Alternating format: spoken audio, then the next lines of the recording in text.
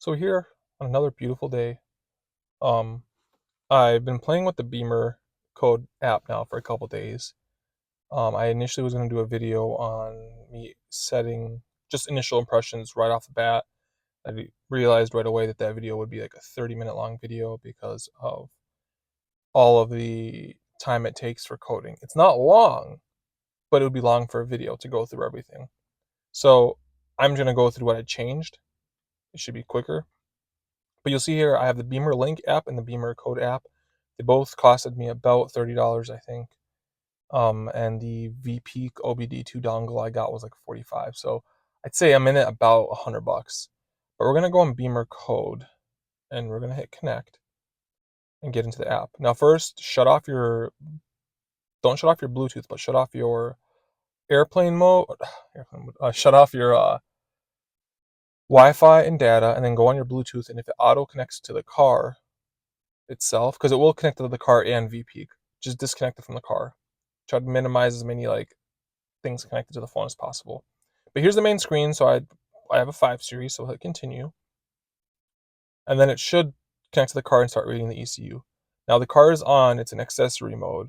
A lot of people say like, oh, you should um, connect the car to like a trickle charger or something.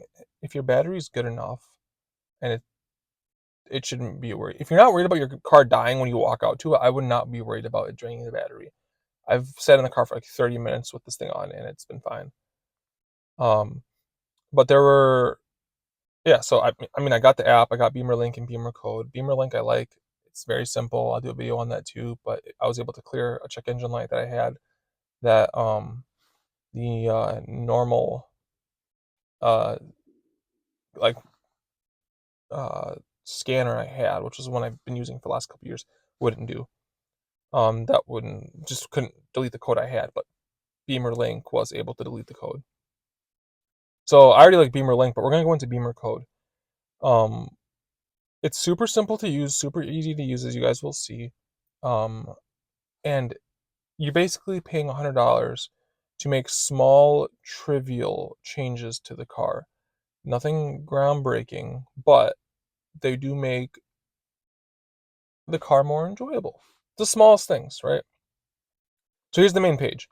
If you click on the bottom left on the little car icon, I'm not gonna click on it because it'll show like my key number and my like VIN and all that stuff like that. But it'll give you that information as well as it will tell you what your car was built with, your paint code, your upholstery code, everything. But this is the main page. So these are the control units you can go into. The first one is advanced crash safety. That's like seatbelt reminder module. That was the first thing I coded. I coded it to not give me the chime for my seatbelt not being on as a driver, and not give me the initial seatbelt reminder. I do wear my seatbelt. Sometimes I'm just going for I jump in the car just to move it, and I don't want to hear the gong going off and on just to move it 5 feet. But I changed it. I set it to turn off, so it's been great. Air conditioning, you can set it to remember the last AC setting you set it to. I thought the car already did that. Like if I set it to 75 and leave, I assumed I'd come back to it at 75, but I just made sure. All around view camera, you can change some of the camera settings. Amplifier, I don't know why that's red, but whatever. Camera-based driver assistance systems. Uh, we'll click on that one. If I remember correctly, this is like the lane departure or blind spot or something. One of them lets you code the blind spot to actually show the lane departure, not only to read lines in the road, but also curbs and um like when there's no curb, it's just street to gravel or street to grass. I think it works fine. It does get very close, but that's expected. The same thing with lane departure. It waits till you're about to cross before it beeps. It's a little bit better system than my Altima because my Altima would wait till you crossed before it told you, hey, you crossed the line. I do think this is a little bit better system. I did wish it had a little bit of a mild beep. It just shakes the wheel. My Altima beeped. I like that a little bit more than the vibration. But here, so you can change the speed limit sign from American, where it's just like square with a speed limit in front of it, to the more European circle that's red. And then the road edge warning, like I talked about. Here's another good one, car access systems. So we'll go into this one. This one where you can code the auto start stop. So the car normally when you start it, auto start stop is on. I coded it to keep it off. I understand why it's there. I understand the logic behind the feature. I think it's a good feature. I personally like it when I'm in a drive-through or when I'm in rush hour traffic. The battery in here is strong enough to continue to run the air conditioning and radio and stuff like that. It's not like people say. I was reading online somewhere on Jalopnik. Some guy's like, when the engine kicks off, it cuts off your AC and everything. I don't know what you're driving. Probably a Ford Escape or something. In this car, everything stays working. But the first one, shut off iDrive system when driver door is opened. I love this one. In this car, for whatever reason, you either have to click the start stop button twice when you turn off the car to get the radio and the iDrive to turn off, or you have to open the door, iDrive will still play, get out of the car, iDrive is still on. So this is like if you have your music on. Then you have to close the door, and again, you close the door, you're out of the car, and the iDrive's still playing, the head unit's still on and playing music.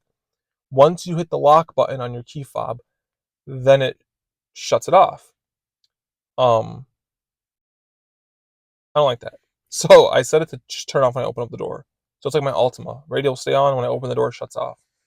Auto start stop off by default. That's what I told you guys to set. Auto start stop function memory. So it'll remember if I actually if I turned it on, if I click the button to turn it on, it will remember that. Um, it shows your battery, and then this is like convenient opening. This is like when you roll the windows down. I set it to allow me to also roll the windows back up from the key fob. BMW cuts that out because they don't want you like, I don't know. I think it's like a safety feature that you can roll the windows down, but you can't roll them back up just in case a kid stuck his head out the window or something. I coded it to allow me to do that. You can have the doors locking automatically at separate speeds, and you can have the mirrors fold when you lock and unlock the car.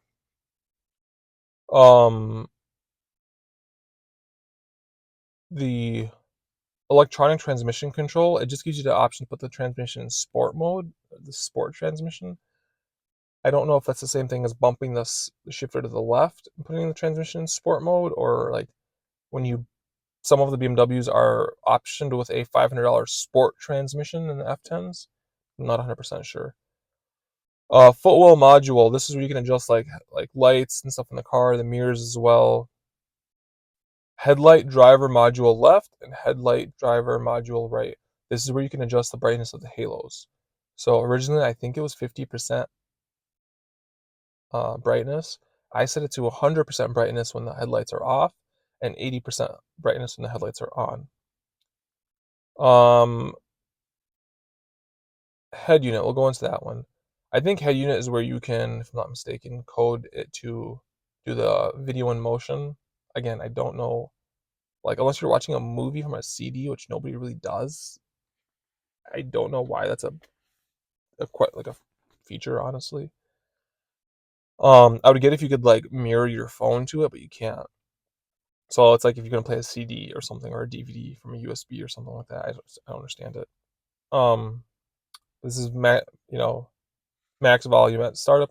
I did change the warning chime, or the gong as they call it, to the Rolls Royce warning chime. I like it a little bit better.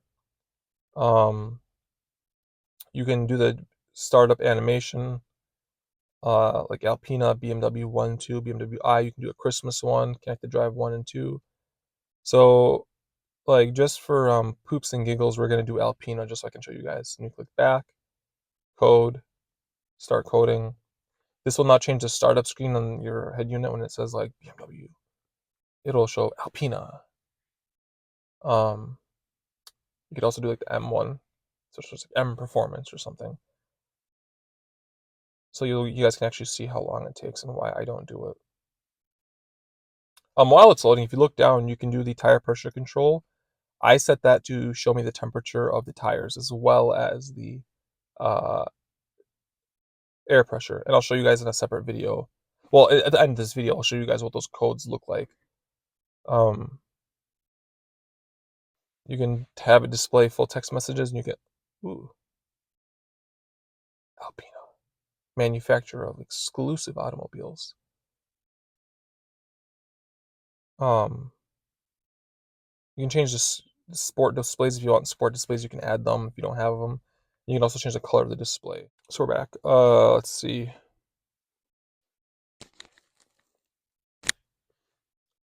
You could change the driving mode, the headlight cleaning, so junction box seat heating, you can change the temperature of the seat back and the seat bottom on the driver and passenger and the rear seats, as well as the lighting, and you can change the headlight washers if you have them enabled or disabled. I disabled them in the summer, and in the spring and in the fall I think they're useless. In the winter I get why they're there, to get snow and muck and stuff like that off your headlights, but I think they're, as of right now, they're useless for the summer. um you could change the alarm system, seat heating again, steering column. So if you install a different steering wheel because yours, or say you install a steering wheel that has the paddle shifters or heated steering wheel, and you didn't originally have that, and you wired it correctly, this is where once you put it all together, you can code it to actually say, hey, heated steering wheel. And then the last one is tailgate function module. This one I like. Um, this one, so you can unlock the trunk from your key fob and open it, and you can unlock it from that little bottom left button by the footwell, right? But you can't close it from either of those places. You actually have to go out to the trunk and push the button, right? I coded it so that I can use the remote or the button in the car, and it will close on top of opening.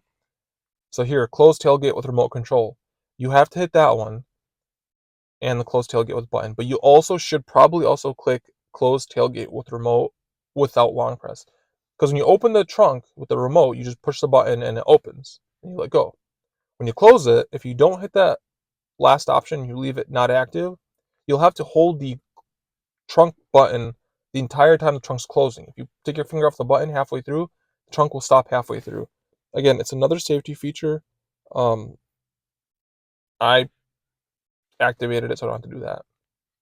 But yeah, that is for the most part Bimmercode. Um, do I think it's worth $100? Um, I do think so. I think it's relative. I consider this to be a mod. I'm modifying the car and doing little trivial modifications. I like turn the headlights on as I like unlock the car. It also kicks on the headlights and fog lights. The mirrors folding in because I park in a work parking garage, kind of tight in space. I like that. The trunk opening and closing from the remote. I like that. I think those are worth it. They're being able to roll up the windows and roll down the windows from the key fob. I like that. There are some days where I leave my windows open and I forget. I'm like, oh crap. I could just roll it from my window at my apartment. I think those features are worth it. But again, it's subjective. It's relative to you. If you want to spend $100 on this coding app and you want to change these little things, cool. If you want to take your $100 and spend it somewhere else on a different modification in the car or save the money, also cool. It just depends on what you want to do. For me personally, I like being able to adjust little things in the car to my liking, and I did, and I'm very happy with the results. This app is very safe to use. Um, it takes, so if we go into like electronic transmission control, it makes a backup of the code. So I don't think I've gotten this one before. So you can do sport automatic transmission. But if you hit backups, so it took a backup right as I went into the module. And say I went into it a week ago and I changed it to active, it'll show right before I change it to active a backup for that. So I can revert it back to not active. So it does that. You can also, I don't even know if it showed for that one. Let's go back to that one. Where is it? Where is it? Where is it? There we go. There's also expert mode. Expert mode gives you more control over stuff. I think it is harder to understand. See, it says the use of this function is at your own risk. I don't know. It's in German. I don't know what any of that means. So just be careful clicking on them. I don't mess with it. I think the basic stuff that it can do right here, which is not really basic at all, but the stuff it can do, I think is worth it. I think it was worth the money. I now have the app I can use to basically do whatever I want, and you can take it from car to car. So like if you have two BMWs in your family, you can go from BMW to BMW, just plug it in and code that one as well. This dongle can be transferred. You have to buy a license, or it's not like a license for a specific car. I think Carly does that, if I'm not mistaken, where you have to buy like a license for a specific car, or you can do like one car at a time or something. With this one, no, you can code all the cars you want, plug it in, code a buddy's car. You and your buddy can go 50-50 on it. One buys the dongle, one pays for the app. I don't know. But I mean, to be able to change the temperature of the heated seats, for example, I don't know why you would, but you can. You can make it like 8 or 9 degrees hotter on each setting. You can just change the smallest thing. Now my startup screen says Alpina on it. I don't know why, but it does. I'm probably gonna change it back to one of the other BMW logos. But again, that's fine because I am not somebody that throws M Sport badges all over a car that's not an M Sport. I don't put, RS badges all over my Audi if I had one. Um, I don't put Camaro SS logos on my RS if I had one. So I'm just messing with it just to mess with it. You also have seatbelt indicator for the rear seats as well, which is pretty cool. But yeah, these are all the modules you can do with Bimmercode. It's pretty cool. I highly recommend it. I don't think it's a waste of money. I think I guess, again, relative to the person. But I think if you're buying a car like this, again, and I know they depreciate in value, and I know they could be had for the same price as like a new Corolla, honestly. These are still ranging between like 20 to 25, 28 grand for a slightly used like 50, 60, 70,000 mile one. I do think if you can afford to buy the car and you're going to be getting into more expensive just maintenance and overall upkeep, you can afford the $100. That's just me. That's what I think. But I do think the app is worth it. I will now transition into a video of me showing you some of the stuff I changed, like physically in the car. Okay, we're in the car right now. I put that BMW logo up there. This is outside temperature 34 degrees. So a couple of the things I coded. I coded this to show the Fahrenheit of the tires. On the gauge cluster, where right here is what I was talking about, the BC. So I coded the MP miles per hour, and you can also leave a blank screen here or put your own. Another thing, one thing that I want to try is in the expert coding. So the gauge cluster turns orange when it's like dark out, but you can actually change, like, mess with it. I might keep the bottom white and let the top turn orange by itself. I don't know, but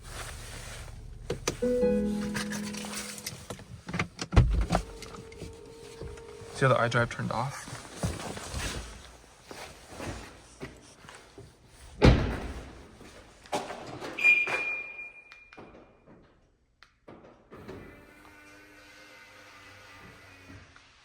So I set the mirrors to fold in. I set it to, I hit the unlock button.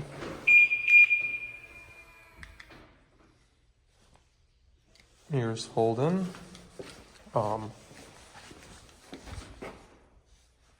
Nice.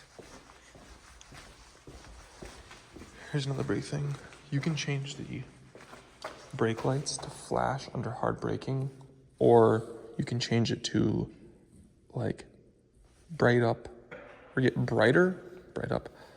Here's the thing. So pressed it opened my trunk. I just went grocery shopping, by the way. I love this trunk. Now before, you couldn't close the trunk from the remote, but now take my hand off the remote. That's nice. Also, let's try this.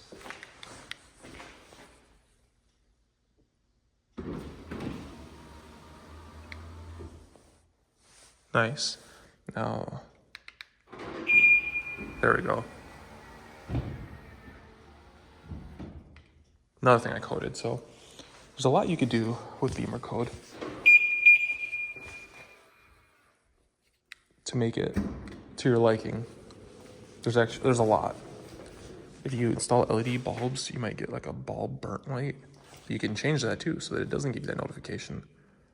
So many features, so many options in Bimmercode that you can mess with. Highly recommend. It's $80 to $100, depending. The biggest thing is how much you pay for the dongle. the OBD2 dongle. Buy it, mess with the car.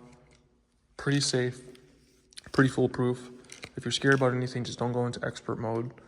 Other than that, she's perfectly fine. Thanks for tuning in.